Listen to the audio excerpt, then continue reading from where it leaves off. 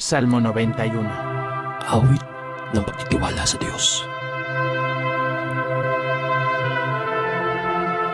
Siyang naghahangad ng pagkupkup ng katastasan at naratili sa kalinga niyong mga pangyarihan. Makapagsasabi sa kanyang Panginoon, Mugad tahanan. Ikaw ang aking Diyos, ang Diyos na tangi kong pinagtiwalaan. Ikaw ay liligtas niya sa panganib, sa umang kabitag, at kahit anong mabigat na salot, di ka magdaranas. Lulubang niya sa lilid ng kanyang malabay na bakbak. Sa kalinga niya ay natitiyak mo na ikaw ay ligtas. Iingatan niya at pagsasanggalang pagkat siya'y tama. Pagsapit ng gabi, di ka matatakot sa anong bagay. Maging sa gagawin bigla ang pagpuso. Pagsapit ng araw, di sa anong mga darating na salot, magkagatindi.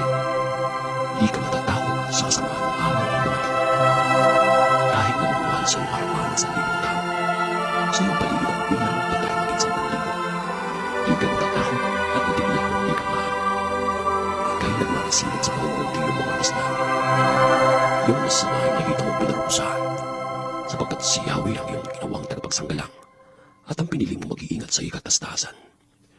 Di mo aabuting ika'y mapahamak at walang daratal. Kahit anong uring mga paghihirap sa iyong tahanan, susuguin niya ang maraming anghel silang susubaybay.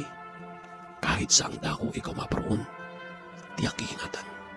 Sa kanilang palad ay tatayukat silang magtataas nang hindi masaktan ang mga pamo sa batong matalas. Kahit ang tapakan mo ay mga leong, ahas na mabagsik, di ka maano sa mga serpiente at leong mababangis. Ang sabi ng Diyos, aking ililigtas ang tapat sa akin, at iingatan ko ang sinumang taong ako'y kikilanlin. Pag sila'y tumawag, laging handa ko na sila'y pakinggan.